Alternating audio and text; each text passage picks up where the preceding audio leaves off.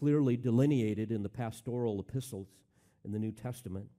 And perhaps the use of the figure sheep rather than lambs is intended to convey that sheep are not as weak and feeble as lambs. I know that lambs require, for example, about a 50 to 60 day period before they can be weaned from their mother.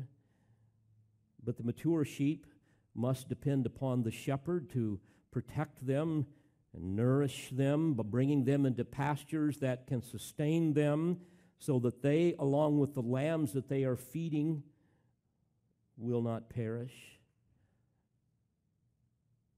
As I thought about this, I'm reminded of how many times I hear from people in phone calls and emails virtually every week, Christian people that are spiritually malnourished. They're confused, they're hurting, sometimes they're even deceived.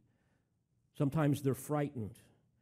They're starving for the glory and the greatness of God that they can only experience through the great truths of the Word of God, feeding on the Word of God, and being in fellowship with God's people. And what a tragic thing to see their lambs, their children, wasting away with spiritual malnourishment. So Jesus is very concerned about his under-shepherds. He wants to make sure they are not wolves in sheep's clothing. In other words, they're not dressed in the garb of a shepherd, but in truth, they are true shepherds. The false shepherd